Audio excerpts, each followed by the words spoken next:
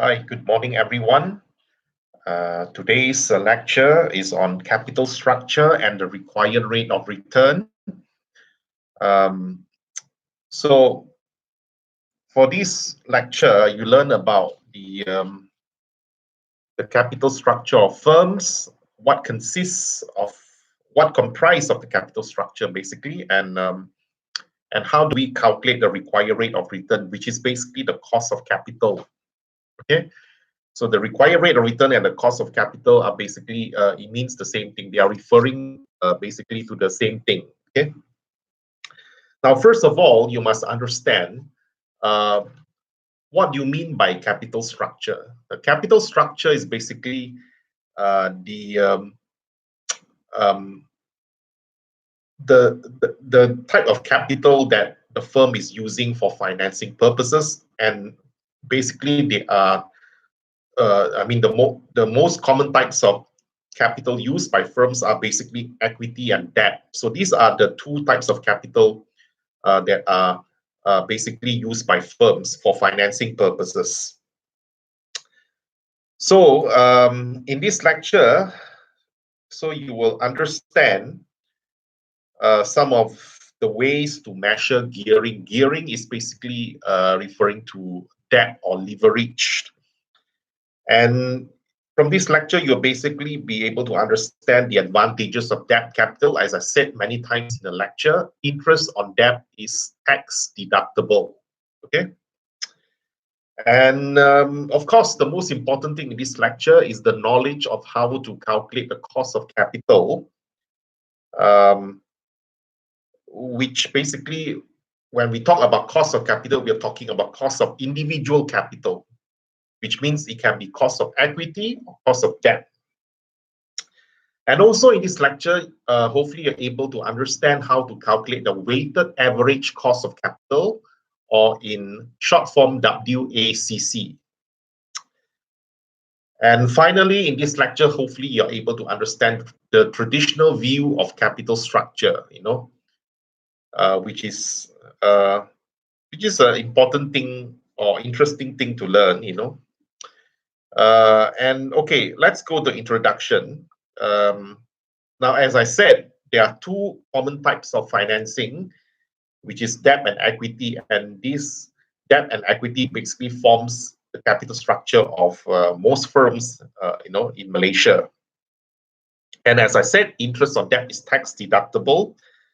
Why is it so? Because the more interest that the company pay, the less corporate profits it has, and therefore the less corporate taxes the firm has to pay to the federal government. So this is the intuition behind it. Now, why do companies go for debt? And this is a very interesting question. The answer is basically the cost of debt is basically cheaper as compared to cost of equity. And as you know, not every company can issue equity or sell shares to raise capital from investors. A very good example is the cost of IPO. And what is IPO? This is initial public offering, where companies get listed for the first time in the stock exchange, and they raise money from the public investors. So not every companies can go for IPO. According to the listing requirements of the stock exchange, only firms with certain level of market capitalization can actually be listed and go for IPO. And on top of that, you must understand that there are basically underwriting fees as well as other fees such as legal fees involved in this whole process. So this whole process is not cheap. And this underwriting fee basically can cost up to hundreds of thousands of dollars or millions of dollars, depending on the volume of shares that is being issued and who is the underwriter. Now, the job of the underwriter, I have said in this one in the early lectures, the underwriter basically usually is an investment bank where they help the company to issue shares by helping to design the shares and find the right price and subsequently buy the shares and then resell it to the public investors to raise capital. So they pay upfront capital to the firm that issued the shares. So as I said, cost of debt is cheaper than cost of equity. So precisely, this is the reason why a lot of firms go for debt rather than equity. Now, having said that, so what is the right level of debt to be undertaken by the firm, considering the fact that interest on debt is tax deductible, but there is basically a downside on debt. If the company undertake too much debt, it can face a lot of bankruptcy risk. So that's where the trade-off lies. So how much debt that the company should undertake? What's the optimal level, considering the upside and downside that we have discussed just now? And this basically prompts the concept of the so-called optimal capital structure. So optimal capital structure means what is the right level of debt and equity that the company should have for their financing purposes. So this is what you call optimal capital structure. Okay, so the next thing you need to learn is how do you measure gearing? Now you have two types of gearing. Now gearing, remember, it's debt or leveraged. So the first type of gearing is capital gearing, and this is provided in slide number 5. It's derived by taking the total liabilities divided by total assets. Okay, and these total liabilities include short-term liabilities. And you realize that this capital gearing formula is similar to the leverage formula. Okay, it's almost the same. You know, the second gearing formula is the income gearing, and this income gearing indicates the extent to which the company's income is preempted by prior interest charges, which means that this income gearing measures the ability of a company to meet its interest obligations. So this interest cover is given by the formula, the profit before interest and tax divided by interest charges. So the formula itself basically gives you a rough idea that shows you how much profit the company has, which can be actually utilized to pay the interest expense. So that's what this interest cover is all about. And the inverse of interest cover is called income gearing. So this income gearing is the inverse of interest cover, you know. So that's what income gearing is all about, is the inverse of interest cover. And this indicates the proportion of pre-tax earnings committed to prior interest charges. So the interest cover is the profit before interest and tax divided by interest charges. The income gearing is the inverse, the amount of interest paid divided by profit before interest and tax. So this income gearing measures to what extent how much the companies pay the interest expense as a proportion of its profit before interest and tax. And of course, the next one is basically operating and financial gearing. So operating leveraged is the number of times the contribution covers the profit before interest and tax. And the formula is given in slide number 8. Financial leverage is basically the number of times the profit before interest and tax covers the profit before tax. So it's given again the formula in slide number 8. Now, the next thing we learn is how do we measure the value of an ungeared company. Ungeared company means a company that does not have any debts for its financing purposes. Now, for an ungeared company, assuming the stream of cash flow that the firm receives is perpetual, the value of a of this kind of company without debt is given by the formula in slide number 9. So it's a VU equals to VS equals to capital E divided by cost of equity, or KE. So, and because of that, the cost of equity is equals to the so-called the expected cash, sorry, the stream of annual earnings, or E, okay, divided by the value of the ordinary share. Okay, so that's how this formula is being derived. Then you have cost of how do you estimate the cost of capital? This formula is given in slide number 10. This is a general formula basically. So it's based on the present value of the future. The C is the is the cash flow, future cash flow. Okay. So the cost of capital is the internal rate of return of a set of cash flow, such that the market price of the investment equals the sum of the discounted values of all future cash flow, relating to the investment. Okay, so so the value of K, or the cost of capital, is basically a future cash flow, divided by 1 plus. The value of K is given by the equation. So P naught is actually the cost of capital is calculated by P, from the equation P naught equals to the total of the future cash flow divided by 1 plus K to the power N. Okay.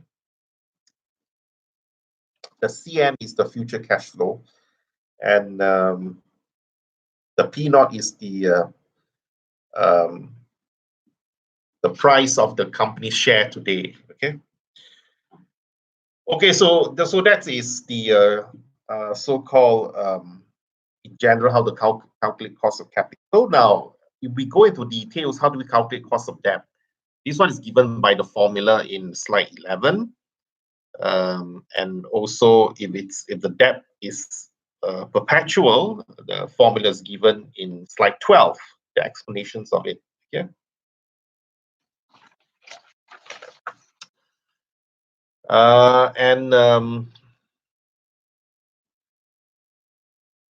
So you have infinite debt and finite debt. So just now was infinite, right? So now it's finite.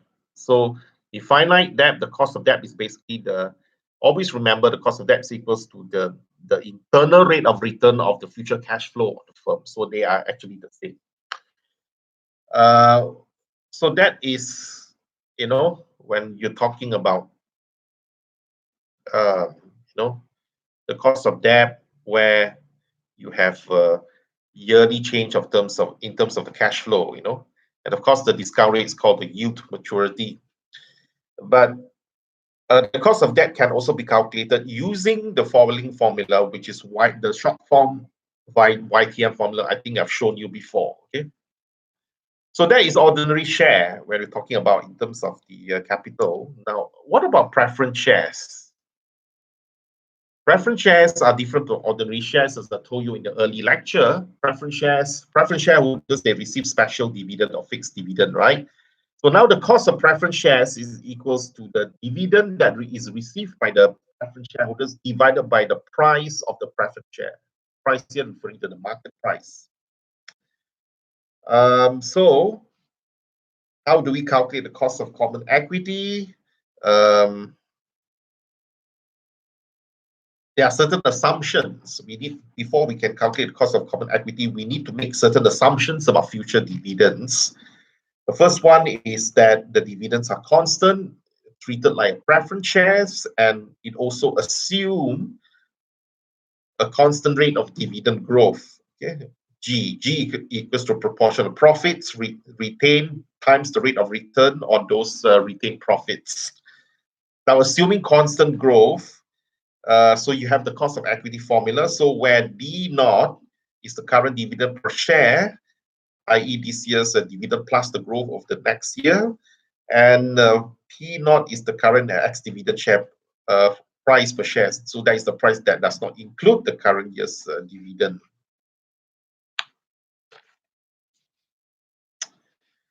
And of course, the next important thing is how do you measure common equity? So given by the slide 17, you can use the CAPM to calculate it. I think you all know what's CAPM, isn't it, right? And how do you calculate the rate of growth of dividend on earnings? G, that is equivalent to D times R. Okay, so the definition is in slide 18. And most importantly, how do you measure the weighted average cost of capital? It's given, the formula given in slide 19. And also, don't forget, you have certain issues with regards to WACC. You can read it on slide 20,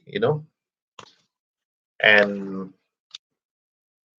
examples of it, right? Calculation of WACC, make sure you know how to do the calculation. And finally, the traditional view of capital structure. So this traditional view of capital structure, basically what we're talking here is that how do people view capital structure, okay, in the early days, right? In the days where conventional things are conventionally done. So according to this view, the shareholders can borrow as long as they do not respond to seek higher returns to exploit the cheaper costs of debt. And this includes access to tax shield. Now, if people borrow, why do you think that that will not affect companies to seek higher return? So so I believe that each country have its own uniqueness, and this raises if you have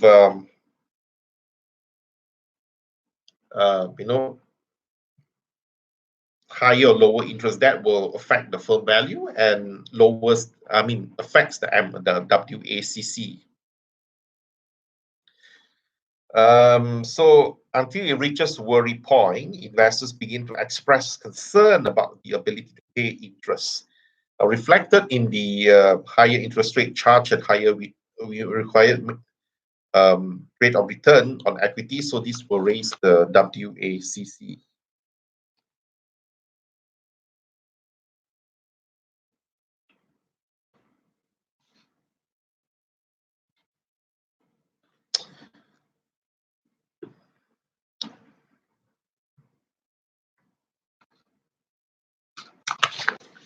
And the last few slides, the traditional view of capital structure, you can see the graph, slide 25. That's basically the graph representing the traditional view of capital structure. And of course, the last two questions, what is the optimal gearing ratio? I already pushed forward this agenda, right? What is the optimal capital structure in the beginning of this lecture? So gearing is part of capital structure. So,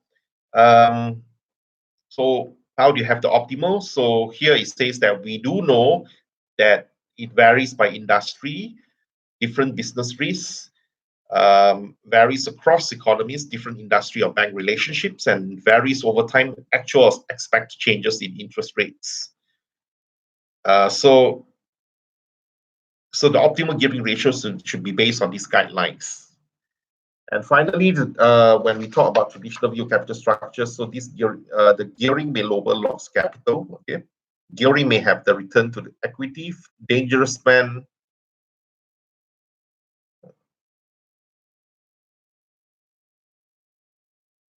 so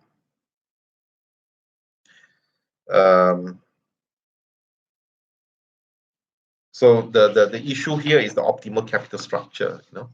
So any questions?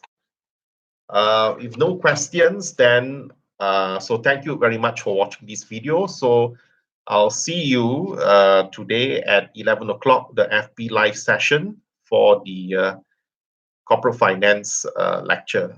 So goodbye and stay safe.